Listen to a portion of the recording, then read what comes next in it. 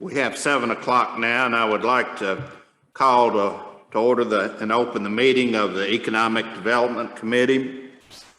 Our first order of business is to review the minutes from our May 18th meeting. Has everyone had an opportunity to look at those minutes? Are there any corrections to those minutes? Make a motion to accept the minutes. We have a motion to accept the minutes. Mr. King, is there a second? Mr. Whitaker makes a second. All in favor of accepting those minutes, say aye. Any opposed? The minutes stand approved as written. And I did count before we started here. We do have a quorum tonight. We will start with our first item of business is electing the officers. I will open the floor for nominations for chairman of the committee. I nominate Richard Harsh. Mr. King nominates Richard Harsh for chairman of the committee. Are there any other nominations? Any other nominations?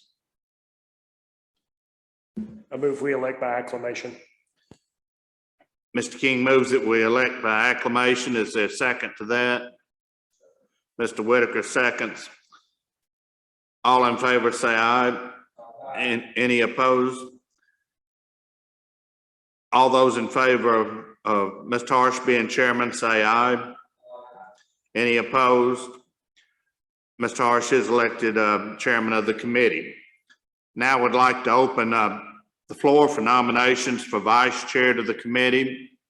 Any nominations for vice chair? Ms. Russell, I believe. Yes, sir.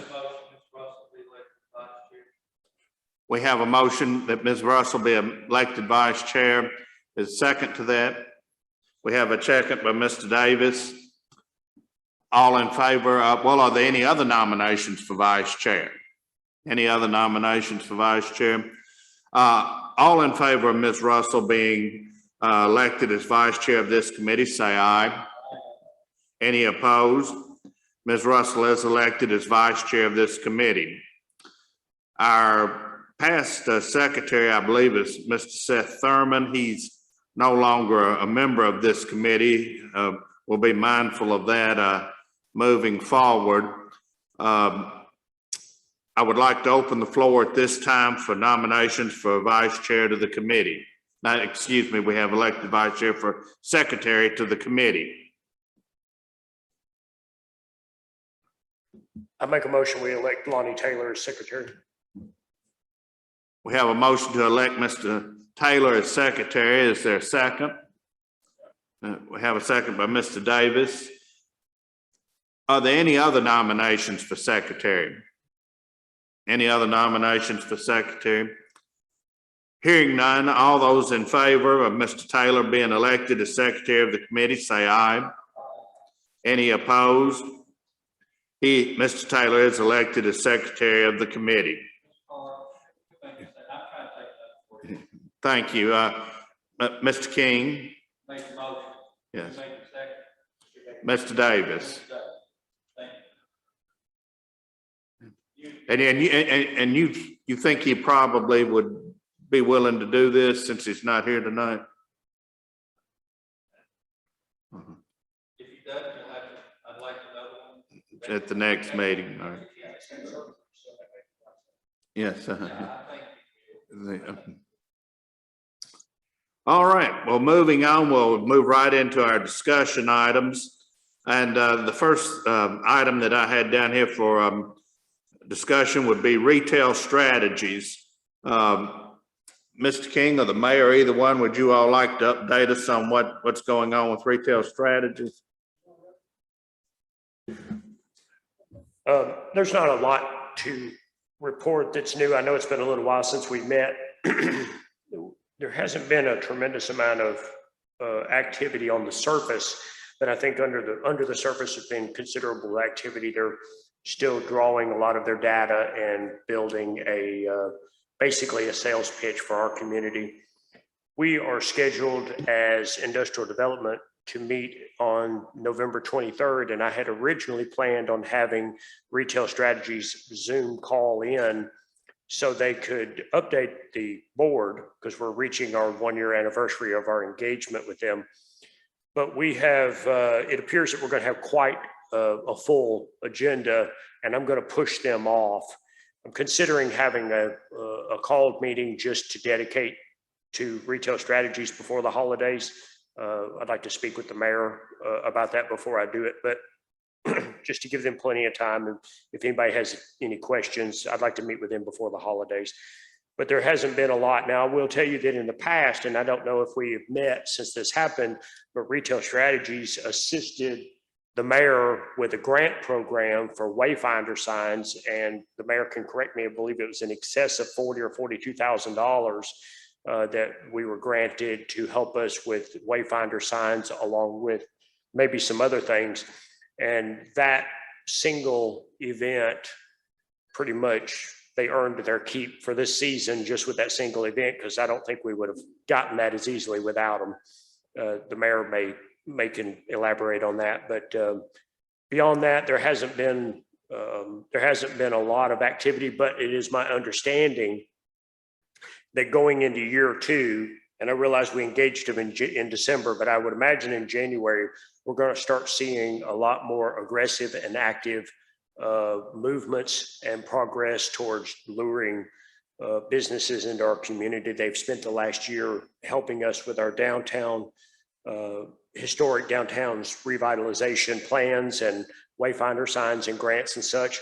But I believe that we're going to start seeing, and they've been gathering all their focus data and basically building a package, a sales package that they're going to distribute to these franchise owners and these business owners to try to entice them to consider Hartsville. To my knowledge, that's about as much as I'm aware of, unless the mayor is aware of more. You know of anything more, Mr. Mayor, would like to add to this? No, Mr. King did a pretty good wrap up of that. I would say we're supposed to have he and I were supposed to have a kickoff call, Retail Strategies, on Friday. That's where they're going to kind of introduce us to their retail recruiting team that's going to be working with us as we go forward, as we transition from doing downtown revitalization and recruiting over to retail generally. Does anyone have any questions for Mr. King or the mayor in regard to Retail Strategies? Any questions? Hearing none, we'll move on.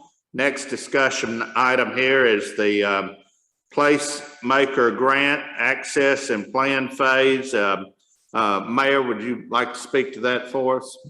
Yes, sir, Mr. Chairman. The Tennessee PlaceMaker Entrepreneur Fund is a program under the Tennessee Department of Economic and Community Development. It's really geared towards, as it says, entrepreneurship. And I copied this directly from their website. It's all the information they have on there about their assess and plan. There are 3 parts to the entrepreneurship fund, and the first one is assess and plan. So you assess the small business and entrepreneur landscape by assisting communities with information gathering and dissemination. So basically, you have a consultant that's going to assist you with gathering all this information for small business or entrepreneurship to kind of determine where the gaps you have in your community are. And it could be retail development, which kind of feeds into Retail Strategies. I don't think there'll be a whole lot on that. However, they also look at tourism, agribusiness, co-working spaces, commercial kitchen incubators, entrepreneurship training services, disaster recovery, and other things. One of the things that's been suggested is there are some funds on the American Rescue Plan that can be used to assist small businesses, and it's been suggested that this will be a good way to assist your community for possible use of those funds going forward.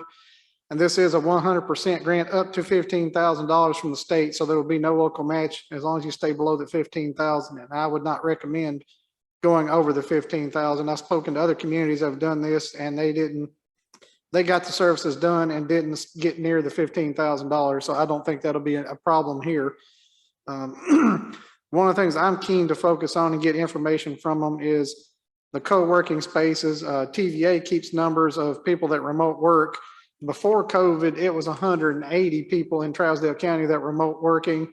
And we didn't get an exact number, but they said they've only seen those increase. I haven't seen that number yet. TVA was still getting those new numbers, but they said they've only seen that increase due to COVID.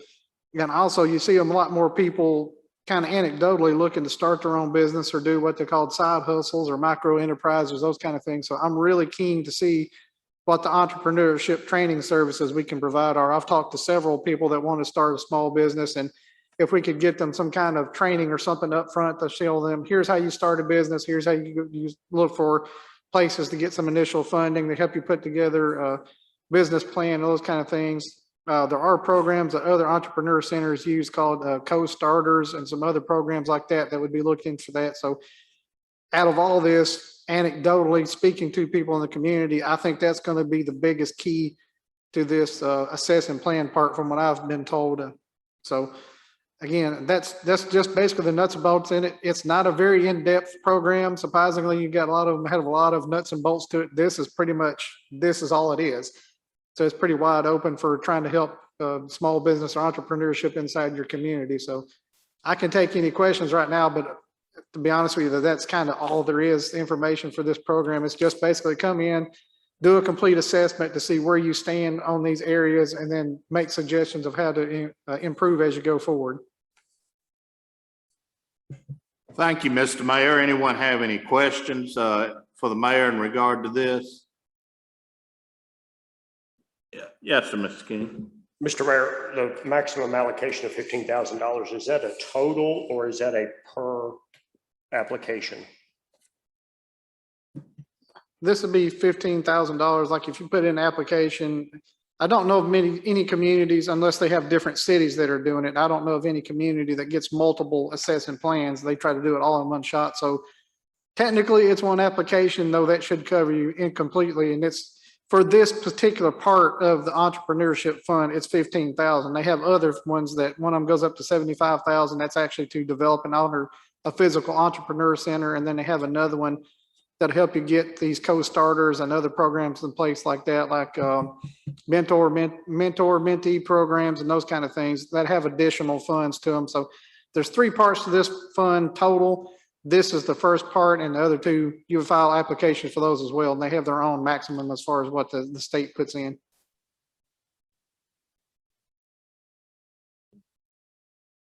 Yes, sir, Mr. George, you use the mic.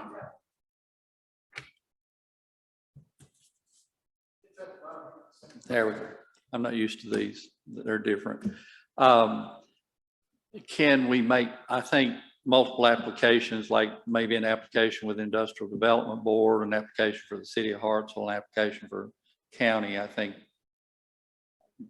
that, is that kind of what you were maybe asking? No, they're, as far as the community, it's going to look at Trousdale County totally. So Okay. they wouldn't want you to file multiple applications. It's going to assess the same things. They're looking at Trousdale County as a whole.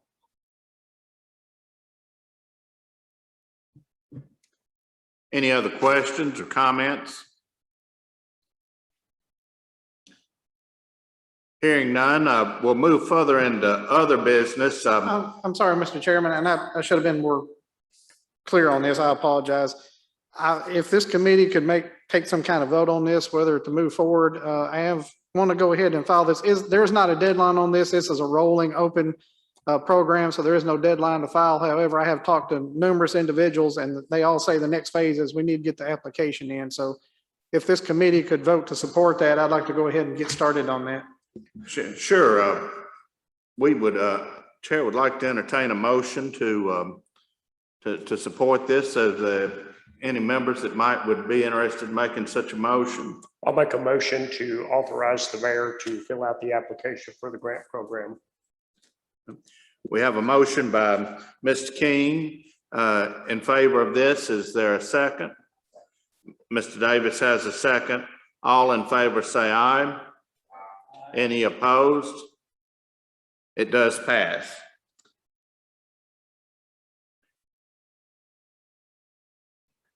Moving forward into other business, is there any other business that anyone would like to speak to tonight?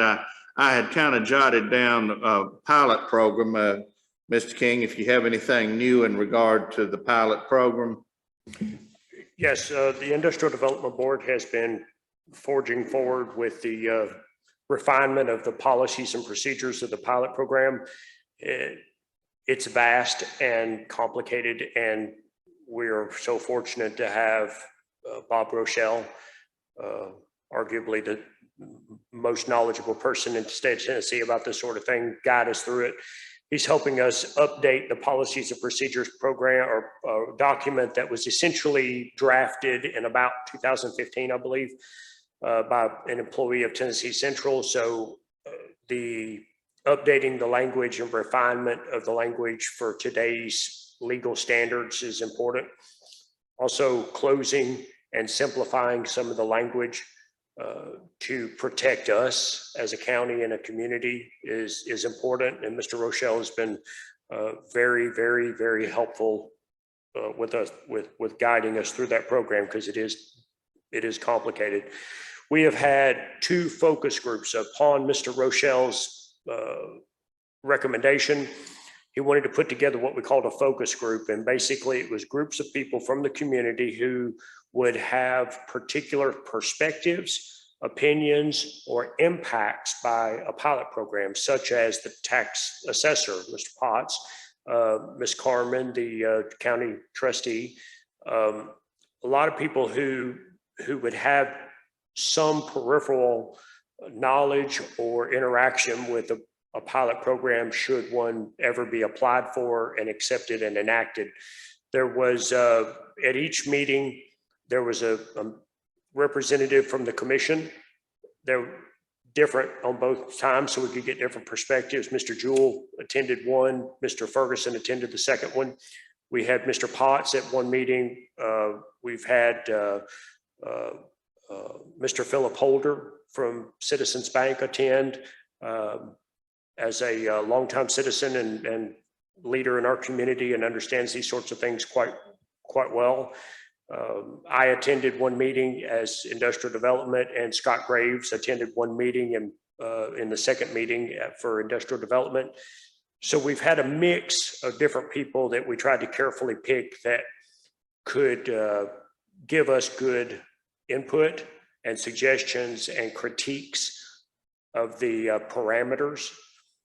Essentially, in a very crude nutshell, the way the pilot program will proceed forward is once the document has been refined, then it will go before the county commission for approval.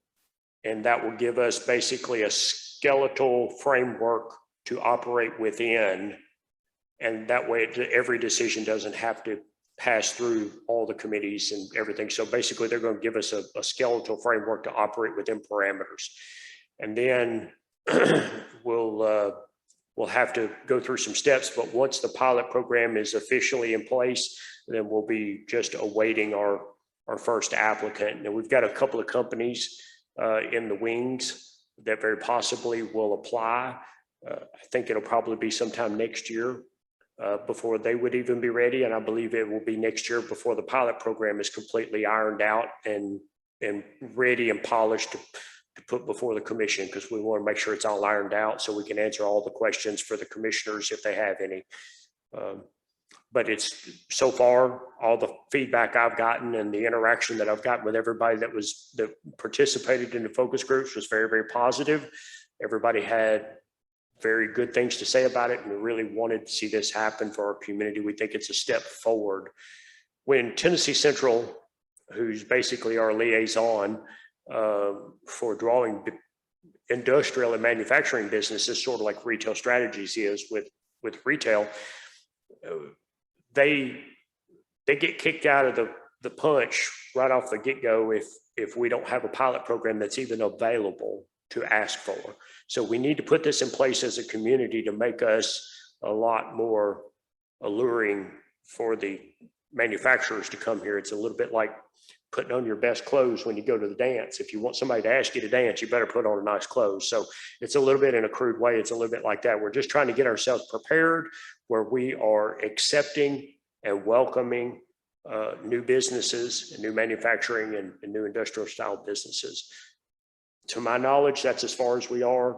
right now, but we're hoping that after the holidays, we can iron this thing out a little bit further and be ready to go before the commission, hopefully sometime in the spring. I followed along with this pilot program since you all started working on it, and I think it's very important for the county, and I'm glad that you're moving along forward with it, and glad to hear that hopefully in the spring we'll be able to start going forward with the applicants shortly thereafter.